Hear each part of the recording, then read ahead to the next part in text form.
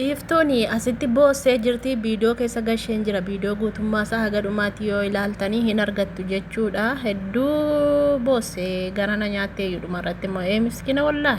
Maalidha? Serious.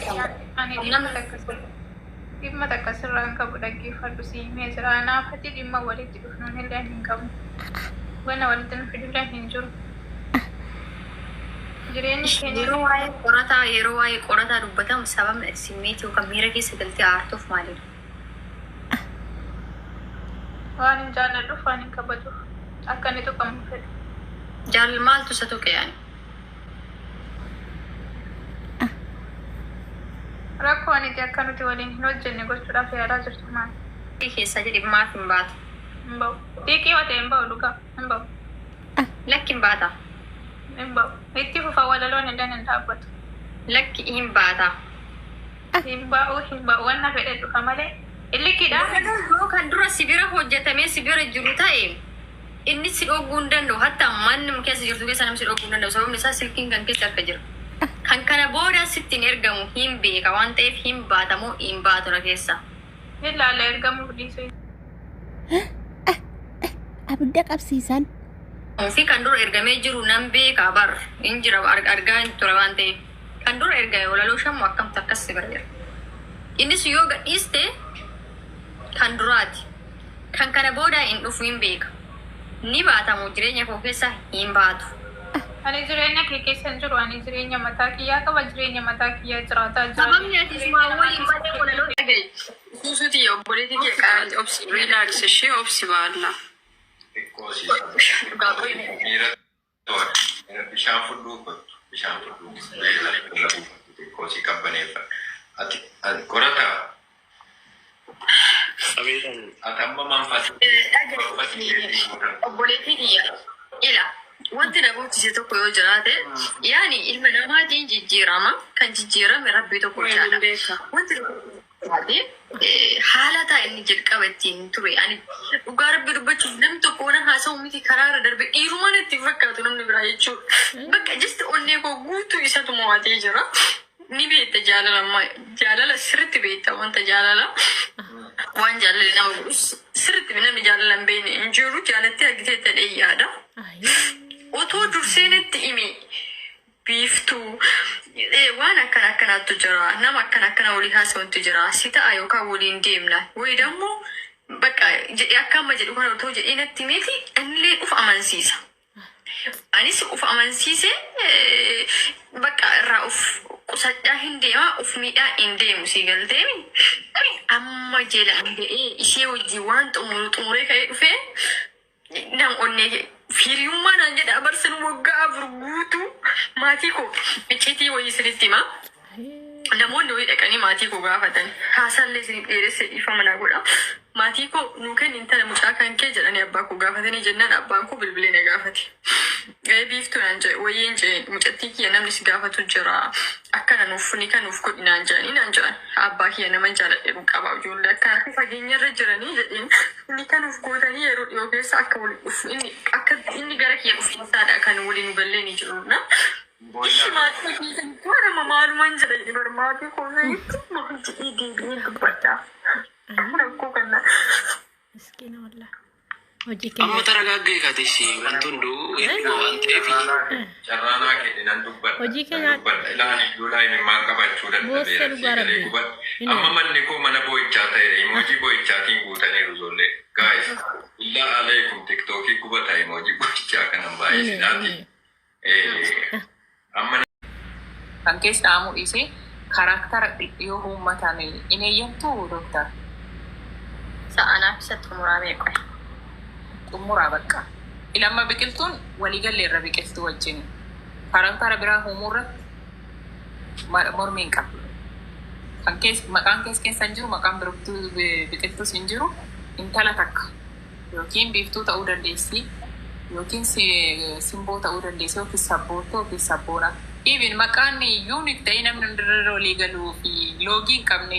Ani walaluma jarri waliin wal jalaa qabu san hin fedhu mooni walaluma jarri lamaan wal jalaa qabu san hin fedhu. Inaaffaan qaxii kute. An keessaa bayu waan kana. Bakkaanii doktara. Ni fedhu jechuma sagaleen maani qorataaf sagaleen biqiltuu wal jalaa qabu san ilmaan barbaada. Namni biraa washii qorataan nama biraa faana hojjetee eeyyamtaafi? Ofiyoolee. Yaa hojjetan kun duraa sana hin fedhu dhala sagalee isaa xaraa wal jalaa qaban kan hin fedhu. Akkas taanaani. Okay. Kunis waan tokko. Ati maa ija gagalaabbata qulbeettiin kun keessi addaa qabdi barisa wajjin. Yoo waa'ee isaa dubbatu garaan kun akkas taane kun ani waa dhoksuun beeku barisa wajjin. Maal taate kanarraa rakkoo qabda natti hin darbine kaachuma. Sinarraa rakkoo qaba baroo kana ilaaluun sinarraa rakkoo qaba.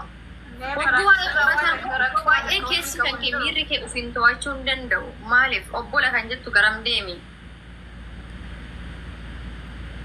Dhiisaa bakka. Dubbii karaa sumatti haa xumurru bakka. Ejjennoo Doktor Biiftuus bareeda bakka. Dubartiin kamiyyuu qorataa jalaa akka qabdu hin barbaadu jettee ejjennoo kee bakka. Kana isa mansiisi isa faana haasa'i dhuguman siin jedha. Kun nama murtoo nama biraallee jeejimentii nama biraallee hin barbaadu. Waan isin lamaan qofti wal amansiistanii Walaloo filate bitiin inni walaloo filate maa keessa hojii deebitan dhabuun barbaadu jedhe dirqama hojii isaa sana immoo si faana mari'atee inni walaloo filate bahee miti maa keessa deebitanii haasaa oottu sin haasaan hooqinaa kamaa walaloo filate bar wanni mataa keetii keewwatu maal jechuu seera mataa keetii wanni jiraamete agrimentii godhi nama wajjin inni hojjettu kana irratti rakkoon uumamuu danda'a. Barumsa namni wanta tokko jireenya keenya keessatti haaphiin ta'u nu barsiisuuf dhufa. Barumsa illee nu ta'a hundumaa. Hariiroo namoota wajjin hojjechuuf deemtu dursiitii nama sana barii achii booda kanaadha karaa kanaan kallattii kanaan deemuu dandeenya yaa bakka wal amansiisanii wanta itti seenan booda mamiis lolas maalis hin qabdu. rakkoo Thank you biqiltuu kiyya galatoomi. Dooktar ati immoo qorataa wajjin isii ammaa fixaa bakka. Anama dhugaa amma wanti ni siinfal mullee akkas godhillee jedhu bakka ejjennoon kee ejjennoodha mirga qabdu. Waliigallee bakka inni mirga keeti. Isa wajjin xumura. Biqoonis akka obboleetti waan gooftaa sanaas akka namatti hojiirra oolchu. Wanta qophooyyatee immoo wal amansiistanii sirreessuus ni dandeessu. Akkanuma isin jedhaa hedduun isin jaaladha hedduun isin kabaja. Yeroo hundumaa isin argachuun barbaada. Walirraa hin badina isinirraa hin badu. Fayyaanaa ta'a isin jaalladha. Ishi galatu. Hayyee nagaan mee walitti gadhiisi baay'ini ilaalla bakka ani beeku suusii wayii nama qabsiistu bar. anuusaa fin ta'a miti Nama teessisa. Anuusaa fin ta'a. Isin biras taa'ee walaala. maarree Wal argina bakka. anu rakkadhe bara irra dhiisee ganaman ka'a Fayyaanaa ta'a. walitti dhiisii baay'ime maal wal godhuun laalla nama walitti dhiisii baay'e waliin dubbisanii laata walitti hafate Ishi. Rakkoo ati irraa qabdu maali garuu abaatu fedhee dhiisee dhugaa. wal lola Aileen kabaja si jallisii qoy. Qoy dhimmi ati narraa qabdu maalidha? Kama serious Ani dhimma takka sirraan qabu dhaggeeffadhu siimee jira. Naafatti dhimma walitti dhufnuun illee hin qabu. Wanna walitti nu fidullee hin jiru.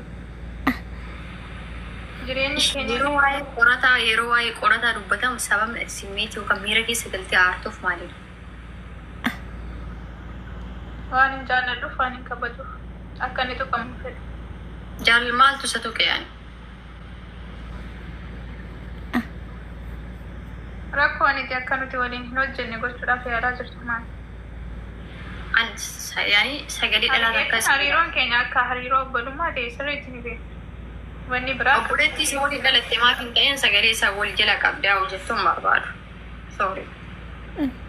barbaaddu.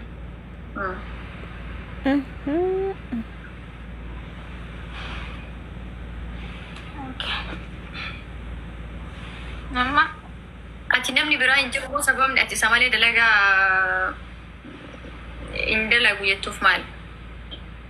waan sila walitti hojjennee walii biraa qabnuudhaaf Bakka ani hin fedhu bayi keessa jedhe maaf hin baatu? hin ba'u. Xiiqii watee hin ba'u dhugaa hin ba'u. Lakki hin baata. Hin ba'u. Itti fufa walaloon hin dhaabbatu. Lakki hin baata. Himba'u wanna fedhe dhufa malee. Illikidha. Kan dura sibira hojjetamee sibira jiru ta'e inni si dhoguu hin danda'u. Hatta manni keessa jirtu keessa namni si dhoguu hin danda'u. Sababni isaa silkiin kan keessa harka jira. Kan kana booda sitti hin ergamu hin beeka waan ta'eef hin baatamu hin baatudha keessa. Ilaala ergamuuf dhiisuu. Abidda qabsiisan. Fi kan dura ergamee jiru nan beeka bar hin jira argaa hin ture waan ta'eef.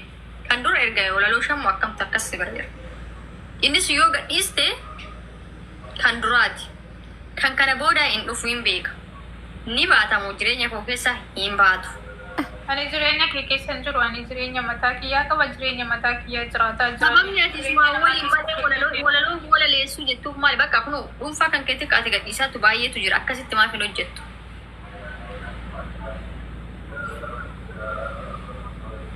Akkanatti toletti hojjedha sun mirga kiyya natti fakkaata. Geemii taphattuu? Geemii taphattuu? Ani qorataa miti kayyoo fedhe kaayee jettee teessiftee kayyoo fedhe kaayee jettee kaasuftuun. Ani biqiltuu of ta'ee jiraadha. Anis of ta'ee jira. Sirratti hin hirkadhu bar sirratti hin hirkadhu illee of dandeetuma jiraadhaa beekti.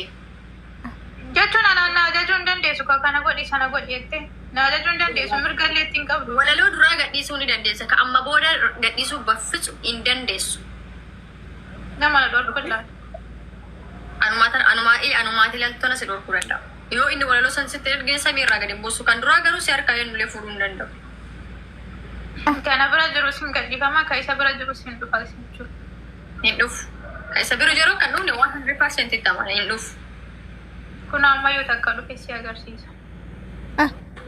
Kasi bira jiru nan beeka bar. Kana bira jiru miti amma ka ergame kun si agarsiisa ka ergame. Amma maa waan silkii qabattee akkanatti aarta? Agarsiisme. Agarsiisi. Guyyaa daqiiqaa qaboo. Salphatte biiftu. Mucaa ajjeesuuf. Kana duraa hin beeka. Kana duraan hin beeka. Gadhiifame waliin hin beeka. Ammallee ka biraa gadhiifame ka biraa dhufee jira. Sa'aati suuraa kanaaf walaloon sun waraabame si walii sirratti iditti ta'ee siif ergame beekaan. Wayi takka qofa waan waraabne si fakkaata. Dhibballee waraabe.